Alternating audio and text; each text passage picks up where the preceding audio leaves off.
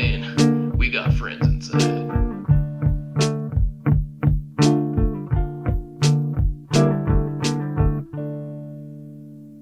Alright. Welcome, everyone. 10th episode already, dude. We finally made it to number 10.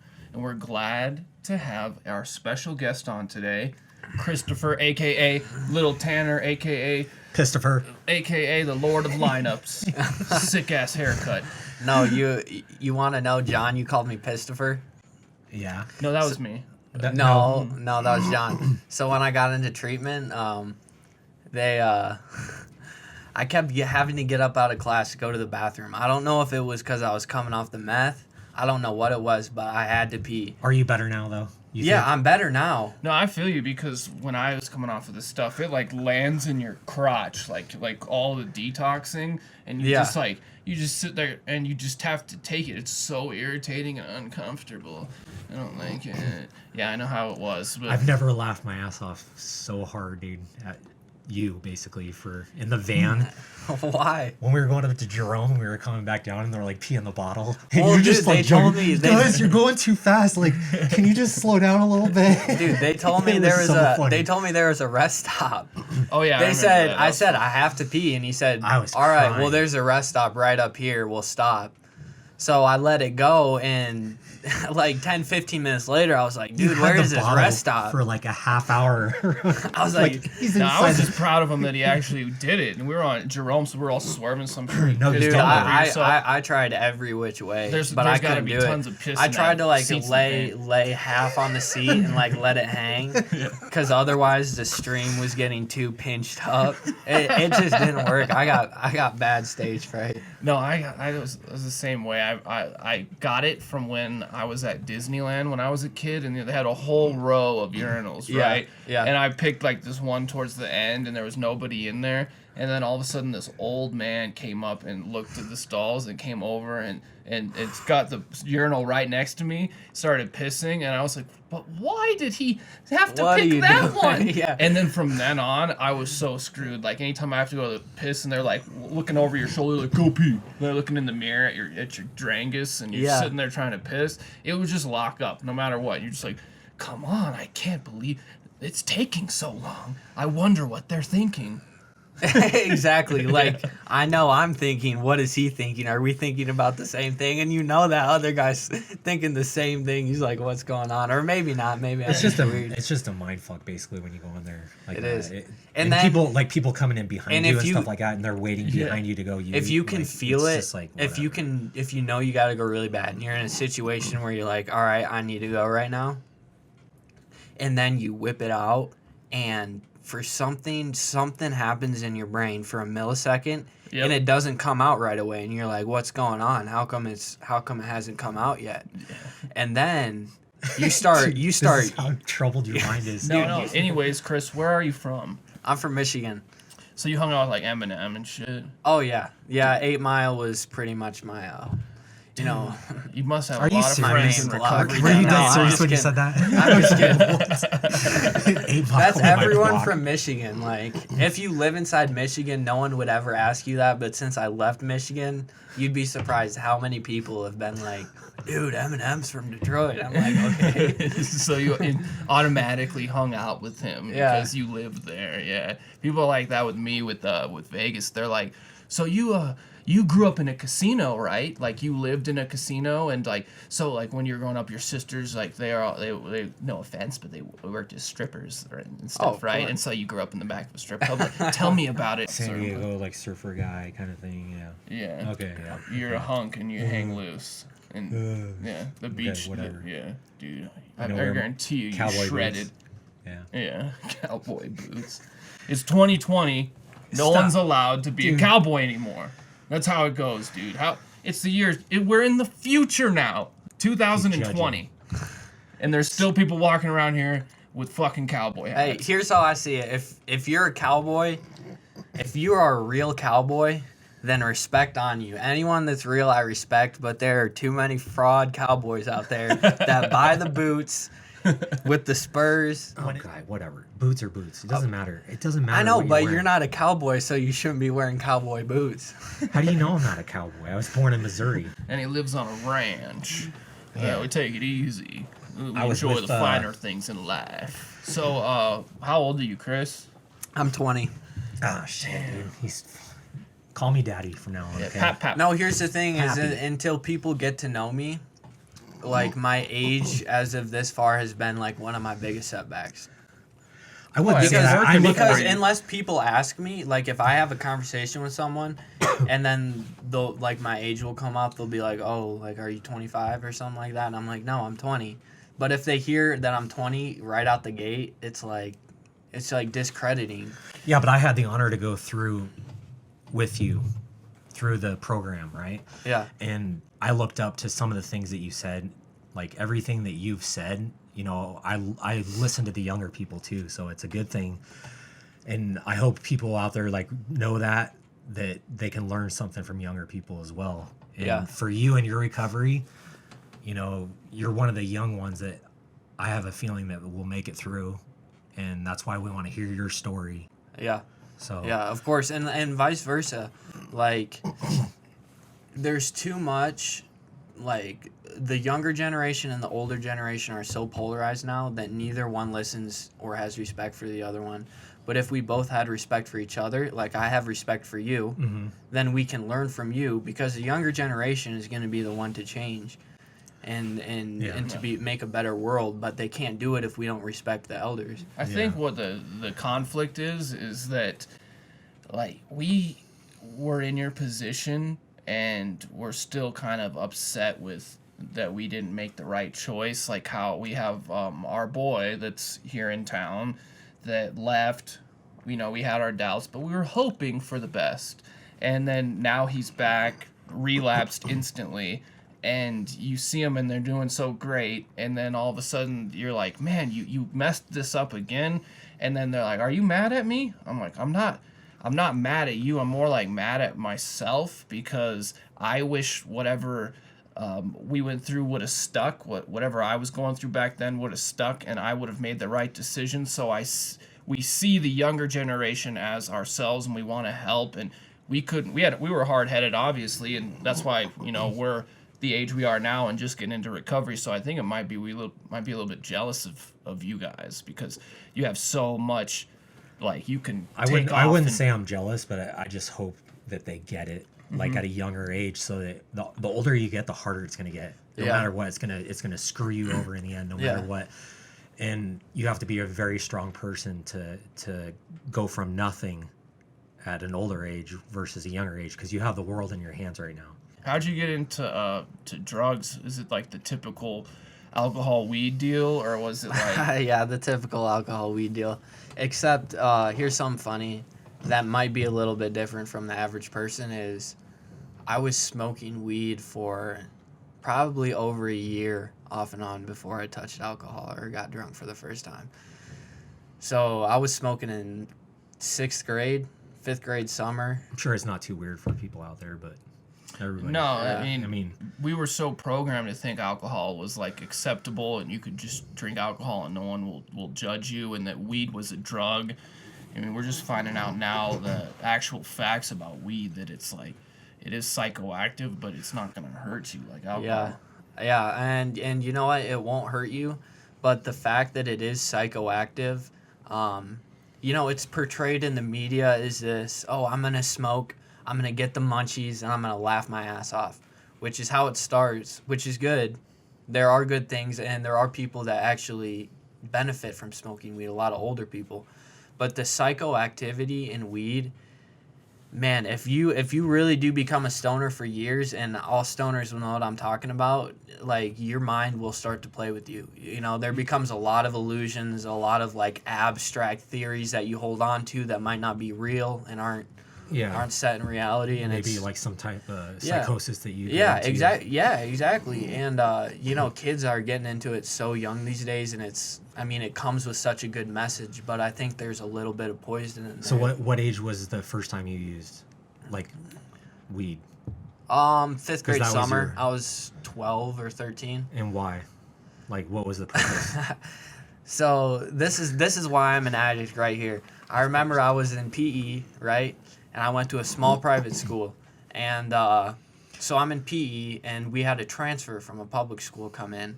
And, all the Christian kids are like, But, I kind of felt for him. You went to a Christian school then? Yeah. And so anyway, we're running laps in PE, and we're running next to each other just talking, and he's like, he whispers to me, he's like, if anyone ever offered you drugs, would you try them? And I said, hell yeah. And after PE, we went out and smoked behind the school. And I loved it. Right then, I loved it. I came in, I remember I just cleaned out the vending machine. Skittles, ho-hos, everything. I got like 2 pops. Everyone's like, what's going on? I was just acting stupid. But when you're that young, no one's gonna suspect me of being high. It was so liberating. So then you stuck to it from then on out for like a year? Yeah, it was kind of an on and off thing because I got in trouble a lot at school because of that. There would be a lot of shame and guilt connected with it because my parents are very religious. So when they raised me, that stuff was completely out of the question. So how did you get lost in your religion? Like, how did that happen? Like, how did you just drift away? Like, what happened? Man, I was never really in it.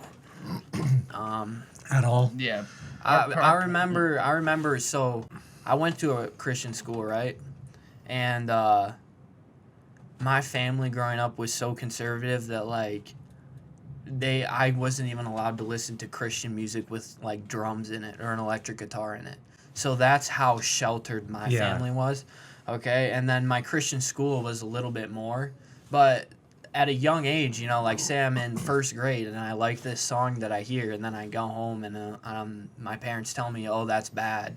And I'm like, what? So I didn't trust them. I didn't trust them. I didn't trust any of it. Yeah. And then even my school wasn't inclusive enough for me, so I didn't trust them either. I had friends that grew up the same way. They couldn't even watch TV in their house, nothing. Like, there was no TV whatsoever. He had to go to my house just to watch TV.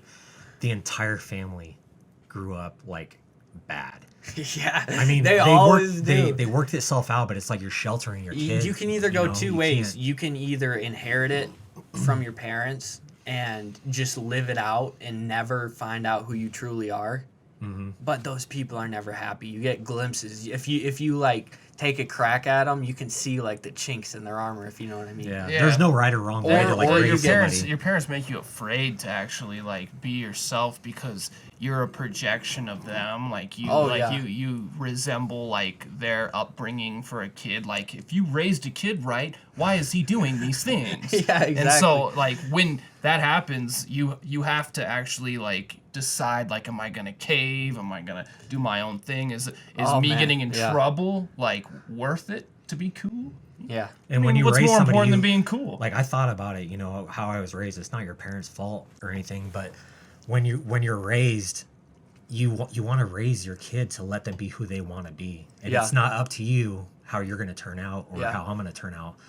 And I'm learning that with my daughter right now, and it's helping me out so much just to be like, I have no control of how she's going to turn out. Yeah. And the way we're raised, it's not our fault though, Yeah. So. It's a hard thing for sure. And a lot of that stems is because parents love their kids so much that they see this perfect path for them in their head, and they say, okay, like you were talking about, okay, we're going to set them on this path, and anything that happens, we're going to push them right along this path. But life has a way of, you got to learn your own lessons. Yeah. You got to, at a certain age. And like, this is my son. This is my son. Like, I'm proud of him. Like, you're molding something. Seed. You're molding something to somebody else out there. Fruit of my loins. Like, this is what my son looks like. They don't misbehave. They don't do anything wrong. My son's more successful than your son. It's like competing with other people. And it's really horrible in the church because that's how I grew up too. Yeah. With parents like deciding who's more Christian than the other. Like, you let your kids watch Ninja Turtles. Well, you're a bad mother. Yeah. And it's like they go, I don't want to be a bad mother. And so they go home and it all comes trickling down on you. And I mean, that oppression will definitely make you decide that you want to rebel and go out. Yeah, exactly. And things would happen like, say I would get caught for smoking, right? And So it's such a small school that all the parents are on the school board. So all the parents find out I'm smoking, and then, you know, I go to school when I get back from my suspension and no one's talking to me. I'm like, what's going on? And then like a day later, like I'm like trying to get to the bottom of this. I'm like, why isn't anyone talking to me? And then you know, finally some kid will cave and he'll say, oh, well, all the parents called each other and they said that they don't want you hanging out with us. And I'm like, dude, what are you talking about? Like, I know that you finger blasted a girl in the hallway like 2 days ago. And like, Hell yes. you know, it was like at a certain point I got so tired of all the people at my school because none of them treated me like a human. And the shame and guilt that would come along with me getting in trouble, it would be reinforced by them, so I would keep doing it. Right? Yeah. And so at some point, like, they all thought I was this bad person. I was convinced I was a bad person. So I started hanging out with the party crowd, started hanging out with the public school kids.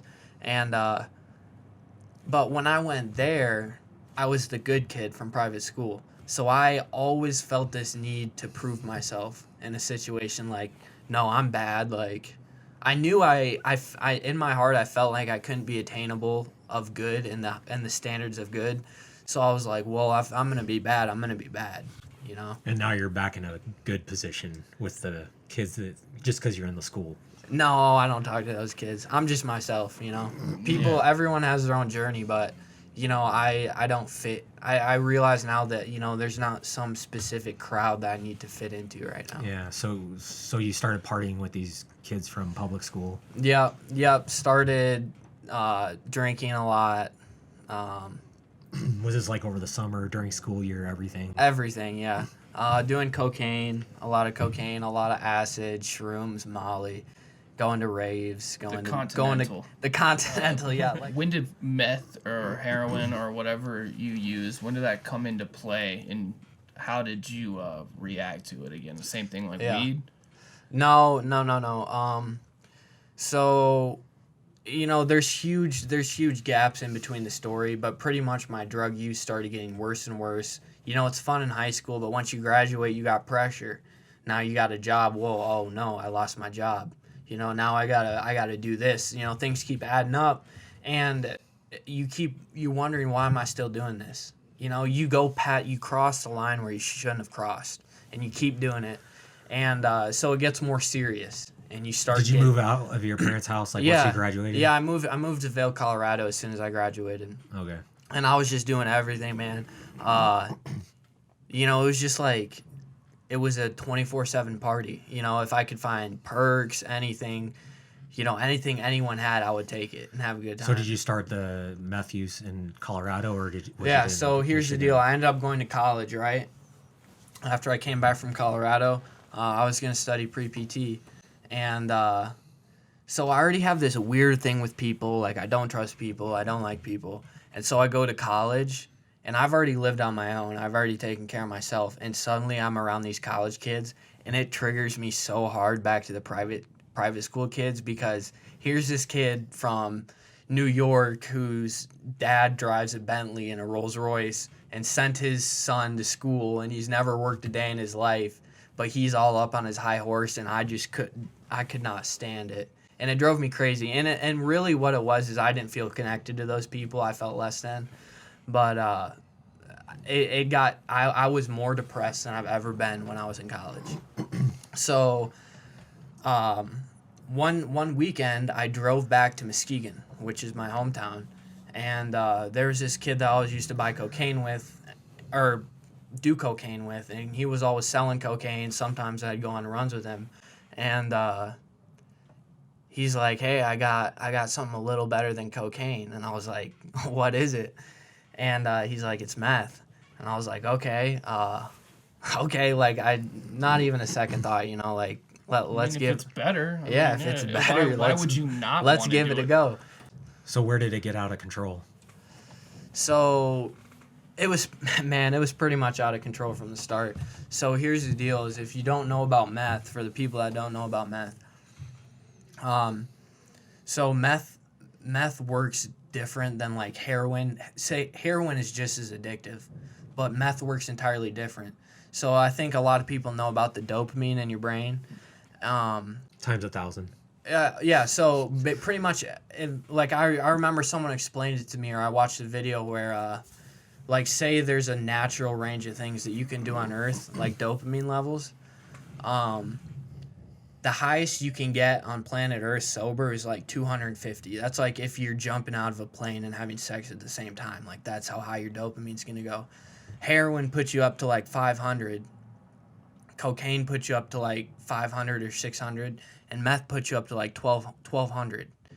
And its duration of action is for so long. I did one line and I'm up for 2 days, that suddenly I got shit to do tomorrow because I've been up for 2 days and I'm coming down. My brain is depleted. I have nothing. I feel like a zombie, and I have to live because I have responsibilities. I need more meth. And from there, you're hooked, man.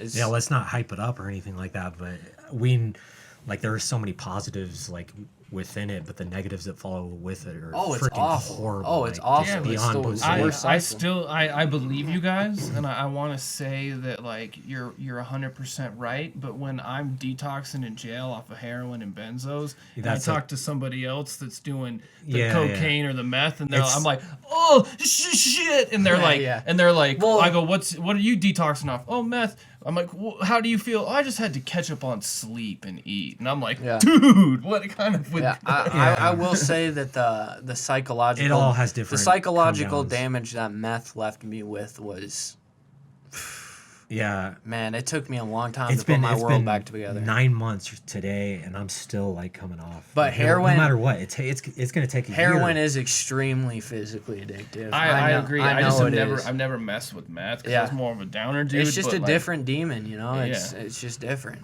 Man, and how long did that go on for with your buddy in the car? So that went on for a couple months, and eventually it hit like this breaking point. And finally I said, you know what, I'm moving back to Vail. Like, something clicked in my brain, like, all right, I'm back in my hometown doing meth. You know, like, I was supposed to be going to college. I was supposed to be getting my life together. And now I'm riding around with a hood rat in my hometown doing meth for days on end. Doing hood rat things. Yeah, so I was like, all right, I'm gonna get out of here. I'm gonna go back to Colorado, get my old job back at Burton where I was working. How'd you get into Burton? Just briefly, you know, that's kind of a crazy spot to be in, is working for a snowboarding I company. applied online. Yeah. And the dude called me all the way from Michigan. And he said, hey, you want the job? I said, yes. He said, when can you move out here? I just moved out there. But anyway, yeah, so he offered me my job back because I did a good job first year. And I moved out there, and it was just a complete bender the whole time. You know, I was like, oh, nice. Well, I'll go to Colorado and get my stuff back together, and life will be good. No, man, I was doing, like, the night I got there, I spent, like, all my money on cocaine and Xanax. All my rent money. And from there, I just stayed out there for a month, just couch hopping and doing drugs. Living in your car or whatever. Yeah. And then when I came back from Colorado the second time, I moved back to Muskegon. And I don't like anyone in Muskegon, but I don't have any friends, so I got to fit in with these old people that I don't like because I need someone to hang out with. You know, I'm bitter. I have resentment. I'm emotionally unstable. And it just, man, it went down the gutter. The first day I got back, I said, I'm never touching meth again. I hit up my plug and I was like, can I get some Adderall? And he's like, no, but I have meth. Yep. I said, that'll work. The gentleman's trade right there. That's the trick it plays on us every single time. Yeah, I said, well, I'll just do one line and I'll put it in a capsule and I'll swallow it. So it'll be exactly like Adderall. And it'll work out great so I can find a job and everything when I get back home. It didn't work. I ended up getting kicked out of my house because I fought my dad. I punched like a bunch of holes in my wall. I mean, I was gone. Like, I was emotionally unstable. And then from there is when my life took a drastic turn. I started living out of my car with this kid. Yep. And that's where stuff just got bad, man, because there's a whole lot of factors. And when you're doing meth, you know, the meth paranoia gets talked about a lot, but it is a real thing, 100%.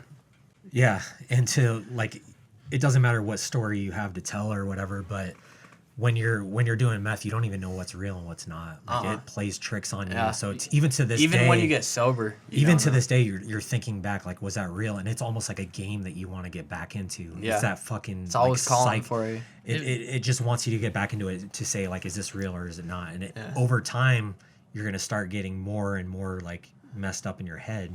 Yeah. You're gonna start to live in that. Sleeping and not eating. Like it has to. Well, because that's what and was your Xanax for me. I was in psychosis. Your dopamine levels are so high that you see things that your mind shouldn't even see. Like it goes to the point of like impossible. And like, that impossible? Ask anyone that does meth; they'll tell you that meth opens a door to something else. That's because it blurs the lines of reality. I thought my whole house was magnetic, and all my screwdrivers. I'd walk out of the room and I'd come back, and all the screwdrivers are like pointing in one direction, like towards like the stove or something like that. Just like weird stuff was happening, and I couldn't even describe it. And taking down your ceiling fan, and I holes in walls, and I'm searching for stuff that's non-existent. Yeah. To try to disprove. And that something. was real to you. Like you had to deal with putting that back together because you actually did that. Like people hear that and laugh, but it's so serious. And for me, my situation is that I was already in so far over my head. This kid that I knew was connected with gang members, and he just knew bad people, and he grew up. His mom. This is the guy you were living in the car with. Yeah, his mom was a crackhead. Just a family of criminals. And here's me. I don't know anything about anything, and so I'm just like. Did you guys start hearing voices though, like when you were in the paranoia or the psychosis? A lot of whispers. Because that's what happened to me was.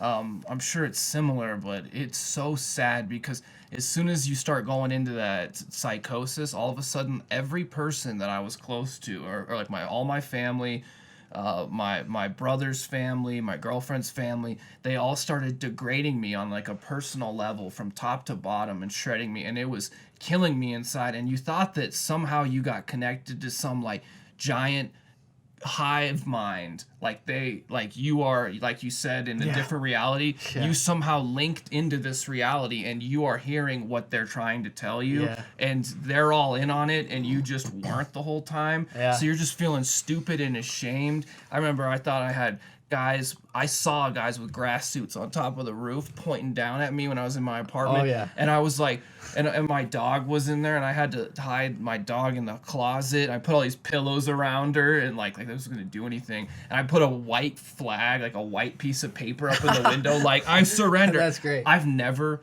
cried harder in my life. I was so hopeless. Like, and people do laugh at that, but it is the most traumatizing shit because I still remember it. Even though I'm not in psychosis, obviously. I still remember how chronologically it went down. It's like you're in your own horror movie with no one else watching except you. Yeah, and you're all by yourself. And you'll keep going back into it again and again to try, like thinking you can control it. Like, I can control this. You can't fucking control it. There's no way. So, tell us about your rock bottom. Like, what was, like, where did it, like, absolutely, like, hit? And was it real or was it not? Like, you don't know. What made you decide that you needed help? Okay, so I've had a lot of weird things happen while I'm doing drugs. And, people can explain away what happens when you're on drugs, but to you, that's my reality. That's my reality that I lived. And, it doesn't matter what other people say, and other people will say the same thing. That's just what I live.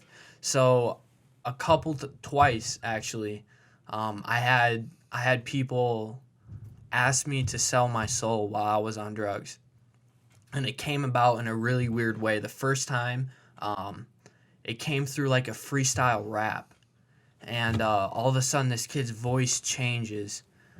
It gets super deep, and it's just unrecognizable. And this is exactly how I perceive the situation. Was it real or was it not? You don't know? I mean, the words were real. I know the words were real. I mean, this is spun in my head so many times since it happened. I've actually had to do like EMDR therapy on it and everything because I couldn't let it go for so long. But his voice changed. He started speaking in tongues, and then he asked me to sell my soul. So that was really weird, right? But it happened, and that wasn't my rock bottom. But this kid that I was riding around with, I had left all my friends for him. I'd robbed them or screwed them over or done something, so I had nobody. This kid was all I had. And we're riding in the car, and, we're in that paranoia together. We're just both riding it. And the tensions are high. Like, we have no money. We got nothing, man. Gas lights on. And he asked me to sell my soul, too. Like, it came about a really similar way. And I just started, I started crying. I'd been through so much, and it finally all hit me that, man, I got nothing. What did he say to you exactly? Do you remember what either of those guys said to you when they were in that state and they were you could feel that shift happen in the energy? The second one is he said I had to come in disguise. You have what I want your soul. That's what he said. And it literally made me cry. I just didn't say anything. I was just like, this is it, man. I've given this life everything I had, and I can't do it. So you're at your rock bottom physically and mentally, and then you thought that was ground level, and then all of a sudden someone comes up from the nether worlds, the dark worlds, to even take you farther down. Yeah, exactly. It just is never ending. I'm just this is crazy, and even say I've only told a select few people this, but when I tell them the story, some people have said well, is it possible he was just joking around? Yeah. And I'm like, okay, yeah, he could have been joking around, but we were in life and death situations. You're both in the same position every day, and then he's gonna say that. I mean, even if it's the drugs talking, I'm still a real person, and you're supposed to be the person that's gonna ride for me. Is this the one that tried to possibly kill you or whatever? Yeah. Mm-hmm. So I found texts. I found out that he was kind of playing both sides. I found a picture because he went to jail a couple times and just weird stuff. You couldn't find anything on his online Department of Corrections. He was just invisible. Mm-hmm. And so I found a screenshot of this picture that he wrote to his mom in jail saying that he was going to work with WeMet, which was a task force in my area. And I took a picture of it. And he saw it on my phone, and he sent it to somebody else through text. And then a couple texts later, it was is it finished yet? Or is it done yet? And just weird stuff, dude. And you don't even know if that's you don't know if that's real or not, but it's you're both wigged out on both sides, and it's you're trying to one up each other to find out what's really happening. Yeah, exactly. And it sucks to even be in that position. Exactly. And I'm sure he didn't trust me, but I didn't trust him. And if you don't trust each other, it just, man, it can really go down the hole. So what did you do to ask for help? So, as soon as that happened, I was like, all right, something's going down. This is coming crashing down. There's no saving any part of this. I need to get out. Which is the first time I had thought that in a long time because I was so overtaken by the meth. And so I texted this friend that I had from a long time ago. And I was like, dude, can I come by your place to shower? And he's like, yeah. So I'm like, yo, we can go shower. I got a friend's place that we can go over to. And as soon as we got to his house, I was just waiting till I was at someplace safe where I knew that he couldn't kill me without anyone else seeing or with someone else being there. And we got there, and as soon as we got in, I was like, Riley, I gotta go. I was like, I gotta go. He's like, what are you talking about? I'm like, I gotta leave. This can't go on anymore. He just boom, boom, boom. Just beat the shit out of me. So where did you go from there? So I texted a friend, a girl. Because girls, I'm like, all right, a girl's not gonna try to kill me. So she came and picked me up, and dude, I was off one. She ended up blocking me after this, but she came and picked me up. I was spun out, and she's like, she got me high and drunk, and I hadn't slept in days. And I remember I'm just babbling, just nodding out, just babbling to her. She's probably like, what's going on? And then as soon as that was over, I had no place to go. I wasn't in good standing with people. I was in over my head, so I said, "This is it. I gotta go back home." And I just showed up to my house and walked through the door and just broke down. So your parent, like, how did you end up in Prescott? Kind of. So I begged my parents. I was like, "Please, please help me. Like, I'm so sorry about everything." Like, all of a sudden, everything that was me came rushing back. And, like, it was like I could see everything that had been happening this whole time. Not just in the last few months, but for my whole life. I mean, ever since I started smoking weed that first time in 5th grade, it had been nonstop ever since then, you know? And it all came back to me, and I said, "This is it." And I begged for their help. They said, "Okay, we'll help you." And I thought that they were going to, like, send me to, like, like a vacation spa to like recharge. What's that one from like Malibu or whatever, Yeah. like destination, whatever it is, but they're like, "We can cure you of drug addiction. Come here, pay me the money. In 30 days, Yeah. you'll be walking out spanking brand There's new." like a girl with a bikini and a Corona on the beach in the cover. But no. That's what you thought, though. Yeah, that's what I thought. You know, I thought I was having like a Honolulu getaway. Boy.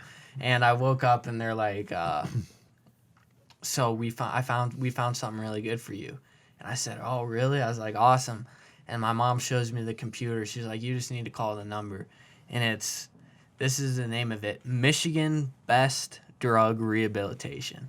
Sure And if you know if it's if Sure it was they the best. say it's the best drug rehabilitation, That was like reaffirming to them. They were just like, I- "Oh, that's the I best flipped one." out. Dude, this rehab was the worst of the worst. They had like the fence around, like the barbed wire fence, so like people couldn't escape.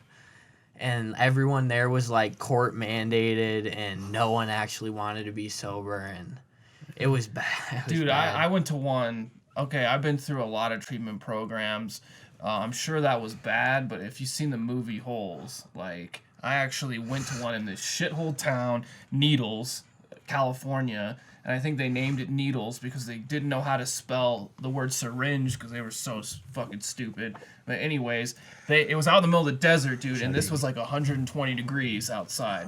And it was so hot, and if you did anything wrong, they'd make you actually dig a hole, and you're pulling like mastodon bones out of this dirt. man. How treacherous it is. And we were eating expired food, and like every time we'd open up bread, we'd have to check it for mold, and like 9 times out of 10 there was one. I was there for a few months, man. All right, you win. No, you win. no, that. I'm just saying, man. It like we were talking about, it always can get worse. And Oh, then yeah. You'd think I would have changed. So how long right were you? after that, And but I didn't. it wasn't that like it was bad. Don't get me wrong, but I was at a low point in my life, and it served its purpose. How long were you there? I was there for 30 days, and they wanted to keep me for 60, and I called my mom, and I said, "Listen, like, this is bad here. Like, I mean, the counseling or the information they're feeding you was, like, so shallow, dude. I wasn't getting anything I don't think from you're it. gonna find like a place that you're gonna be happy with, no matter what. Well, no. You're not going to, like, any place out there. You're not going to find this like miracle place because it's a lot of acceptance that goes on where you go. Yeah. So what got you out to Arizona from there? Yeah, so I called my mom on the phone. I said, "Listen, like, I want to turn my life around, but this is awful. Like, you know, I just feel like this isn't right." And she said, "Okay, well, we'll look around." And I had given her the option because I'd talked to someone and I heard there was a sober living out in California. And I said, "Well, that sounds pretty good. You know, I want to move out to California." And like the picture of the house, I'm sure was like photoshopped, but it looked like the paradise scene. Clean you know? the house, make it look And pretty. she said, "Okay, well, I'll look around." And she screened like 100 rehabs, and one of them was Brendan's Holdfast. And she said, "Hey, we found something really good." And I was like, "It's better than here. I'll go out to Arizona." Yeah. So you came out here, like, you got on a plane. You were 30 days clean, Yep. and then you just flew out here Yep. and did another 90 days, right? Way more than 90 days. So I ended up being at Holdfast, basically an inpatient for like 4.5 months. Okay. Almost But it was 5 for the months. better, right? Wouldn't you say? Yeah, it was for the better, 100%. Because I finally learned to accept things and just like you were talking about, it's about acceptance. You're like, man, I went through so much shit, and like you're wondering like why you went through it, and you're mad and you're trying to change things, but when you realize that like that's what God is doing for you, and you're getting experience from that, like you free yourself. You honestly let go of that stuff and say, man, I learned a lot. I would never go through it again. Yeah. But and I trust God that whatever that He will work it out. I trust Him enough more than I trust myself. So I don't have to feel the need to like try to get myself in here, make sure that I'm gonna be okay because I know God's got me. You know. Yeah, we can never trust ourselves. We have to trust in something other than ourselves. Because my shit didn't and you work. know what? It even goes farther than that. Because like I've seen a couple really cute girls lately, and I've always felt like, okay, I gotta put out like, I gotta really throw out some game right here. You know, like I gotta kill this right now. And now like I know this sounds weird, but I literally trust God that I'm just myself, and if they don't like me, then it's not what God has for me. Like I don't feel like it has to be this mission critical, and if I don't, then I'm gonna lose out on my soulmate or something, you know? Yeah, because we want everything now. I mean, that's all there is. It's just like the old us of the instant gratification of the drug, and then now we don't have that. We have to reset and just be okay with what we have, and just be okay with the average us. Yeah, it's not a big deal. So tell me what your like recovery looks like today. You know, when you're in treatment, you kind of live in the bubble. And now that, you know, I'm in sober living, I'm actually trying to build my life out here in Prescott. It's like I'm trying to build a new life and start from square one. So that means friends, networking, everything. Things that I do when I'm not working. You know, it just takes a while, you know, and sometimes you get lonely and you're like, you almost want to say screw this and yeah, just go back to it. You're just grinding for that new life. But then think about how you'd feel if you went back and like for a few days you're like, oh man, this is better. Then I was like, what the hell did I just do to myself? And I've seen enough people make that choice, and every time I see someone else do it, I'm like, all right, you got this. Like, it's great to see how you've emerged out of we call new people in recovery that think they got it and no shit. Chernobylis, how you emerged like a phoenix out of fire of Chernobylis. And hopefully this message gets out to like some of the people back home, and they can see you like who you've become now today. But like you're a totally different person, man. It's hard to like extend yourself and help and try and help everyone. I mean, that's what we've been doing this whole time. But time after time, we're seeing nothing we're saying matters. It's not up to us. I mean, they're going to get in their own shit. They're going to start stewing in their own stuff, and they're not even asking for help. They're getting back into their own will. And that happens time in, time again. They know right away when they leave the program. We tell them they're going to leave. They're going to go back home. The second they go back home, what happens? Exactly what we told them like to watch out for. Well, yeah. Because life knocked me down right when I got out of the program. I was back in Phoenix, and I had to be there for like a couple months. I got out of there as quick as I could, but I came back up here to like keep with my people. 4th of July, I came back up here to hang out with you guys. I remember that. Because I knew me being back home, I would get into my shit and I would just go out and use again. I knew it was going to happen if it was going to happen. Sorry, bro. It's all good. I think as addicts, we can all understand that we had good people come along the way to try to pull us out of what we were doing, and it never worked. Never worked because at some point we had to get to the point where we were so broken that we had to make the conscious decision to pull ourselves out. So that's why, you know, I try to love people, but I know I can't pull anyone out. It's not up to me. Yeah, that's 100%. They just have to ask for it, and that's the hardest thing is to just get out there and ask for the help, man. Yeah. And it makes you so weak as a person, and that's where you need to be. You can see yourself in their shoes, and you're just like... Well, I can remember when I asked for help. On the other side of it, when you're just laying there like, oh, God, please, I'll do anything if you help me. And then all of a sudden, like, someone comes along and is actually sticking their hand out. And then you're like, oh, okay. And then, like, you didn't take the help. Yeah. You just went back to it. And then all of a sudden, like, you are that person that's reaching their hand out to help. And you're like, why couldn't he just get it? I wish I did. You know, that's what I'm saying about when the younger people, it's not that, you know, we don't feel like, you know, we mesh or something. It's just that we want to help. We don't. I guess you're right. I don't know how to get to relating to. You're not gonna get clean for somebody else or for anything. You're gonna only get clean for yourself. Exactly. And that's it. Nobody else. Nothing. I mean, I know my parents love me. I called them the same way at my weakest point. I was like, I can't do this anymore. Like it got to the point where like I thought my mom knew I was like smoking meth. Yeah. Like because I called this rehab program and I heard my mom's voice on the other line. And immediately after that, I was going to go into rehab regardless, but I called my parents and just said, hey, look, son, I'm smoking meth. Yeah. Put it in a baggie. That was it. They came down and they just yelled at me, dude. Like, went off on me. And I went back at them. I know they love me. Yeah. But, because you can't see the world like any other way when you're in that state. You have no self-worth. And no matter how many times you say to yourself, I'm not going to use tomorrow. I need to feel okay right now.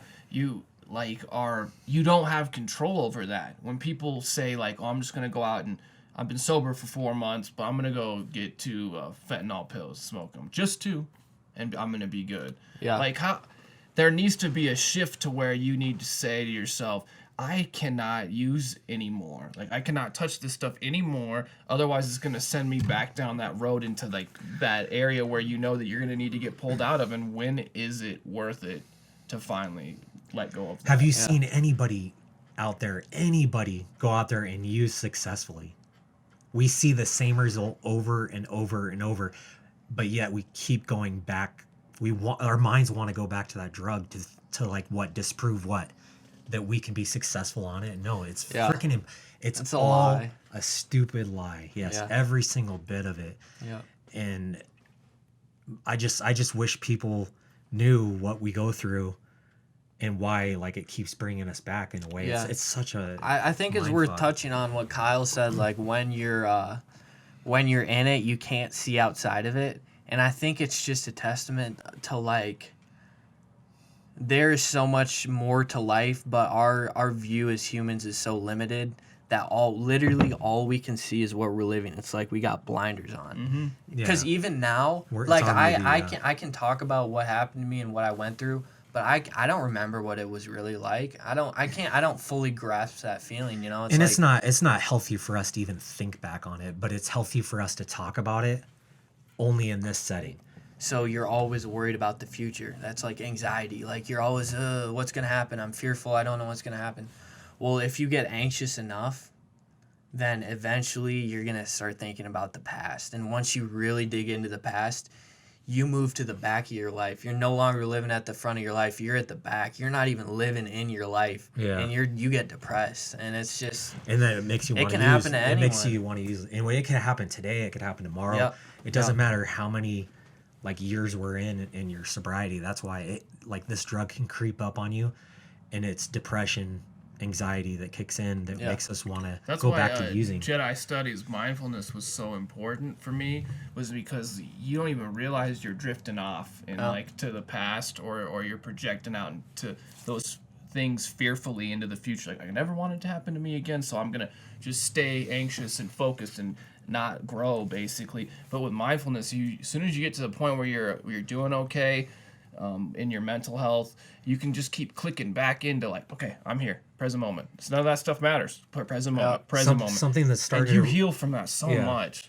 Something that's starting to help me more and more right now is like I've been stewing on like things that I need to do and then I don't do them that day, and then I say I'll do them tomorrow. When I start to do that and not take action on something, it starts to make you like drift into that bad area of where you want to start. Because then you get through it. But if you start taking action on steps that you're doing, you're actually like progressing. Even though it's not getting anywhere as fast as you want, you need to take action on steps. Action, follow through with everything that you're doing. And I noticed that's been helping me a lot lately. Yeah. It doesn't matter. It doesn't matter if it's so simple as getting up and going to the gym at 7 a.m. Like at least you started your day off. You did something. And if that's all you did today, you got something accomplished. Yeah. It doesn't matter how small it is, but follow through on action. And the more action you follow through with, the more confidence you get. Yes, because it's like more benefits you reap too. Yeah, like, even like the gym thing. Like say you want to get up and go to the gym at 7 a.m. right? well, at least me, when I wake up, when my alarm goes off, everything, I'm going to start justifying every single reason why I'm not going to get up and go to the gym. Yep. And it's going to feel awful for me to get up. But once I do and once I walk through it, I feel better. Yes. Yeah. And so it's that constant tricking and then like proving your brain wrong by living it out. And it's like you're just starting to put back together your life. And you could just take the easy way out and just do nothing and use. I mean, because that's what you did anyway. Yeah. It's so easy to do and to fall into that pattern. Don't like doing something, go out and make yourself uncomfortable. Disprove it. And do it. Because then after you get done with the gym, that feeling of, oh man, I got this. Like, put yourself into those situations and reap those benefits out and heal and get recovery out of it. Gain confidence. Just keep going. Just keep pushing. Like, I mean, we've been sober less than a year, but we've made so much progress by just making ourselves uncomfortable and following that pattern and just move forward and knowing that God's got your back and you're going to get through this. Just like you said, trust Him. Know whatever the outcome is, you can manage it. Because you know yourself in here that you've got what it takes. God didn't make you a bitch. He made you one of His boys. Yeah. Exactly, and that's honestly the action piece is really big, John. And the biggest piece for me is just I've literally begun to learn to trust God. It's like when people say walk with God, it's like when I first started believing in God, then everything was good and I felt a conviction in my heart, and then something bad happened and I walked away. I strayed. I'm like, no. And then maybe for a second through that hard time, I trusted for a second, and then everything ended up okay. So the next time something bad came along, I'm like, hey, I tried that and everything ended up being okay. So then throughout these problems that have happened, I've literally been walking with God the whole way through them and trusted God. So now my confidence is getting higher and higher to the point where when bad things happen, I'm like, listen, God got me through this the last time. I know that I'm going to be okay. Yeah, nothing's going to be perfect. And that's what, you're either going to turn away from God when something bad happens, or you're going to walk through it and just and build that confidence. And that's what it takes, because life doesn't revolve around us, and that's where the blinders come in, like you said. Exactly. You take those blinders off because it's not your world. It's not your show. No. This is for everybody to live in under God. Yeah. So, connect with people and wherever it is that are positive, and move forward together. Like, move forward. It's not your show. It's not the actor scenario or whatever. Yeah, that's great. But people are so addicted to, I don't even want to get into it, I guess, social media, and they're just all about me constantly. And the statistics are so true right now. You know how damaging that must be on the inside if you're just living for how your likes and your looks and how you're perceived. You can't even control what those people are thinking about you, but you're trying to control what they're thinking about you. You're trying to create this illusion of yourself so people can look at you a certain way, but you're just perceiving those people to be looking at you that way. You don't really know what they're going through and how they're seeing you. Like, you know how impossible that is to overcome, to manage to climb that mountain and be on top of it the rest of your life and have everyone just worshiping you. It's all just an illusion. As soon as you can break out of that illusion, you get all your freedom. But people are so scared to come out of it because they'll lose control. Like, they'll lose their illusion of control. No matter what, you don't have any control over your life. Nobody does. They feel like if they give up control, they're not going to be okay. And for a long time, like we always hear trust the process, or just everything's going to be okay. Like, just let it go. But it's no one ever really gives up control. The only way you can give up control is to God. Because otherwise it's just impossible. You can't just trust the universe because the universe screwed you all those times before. That's at least how your brain's going to rationalize it out.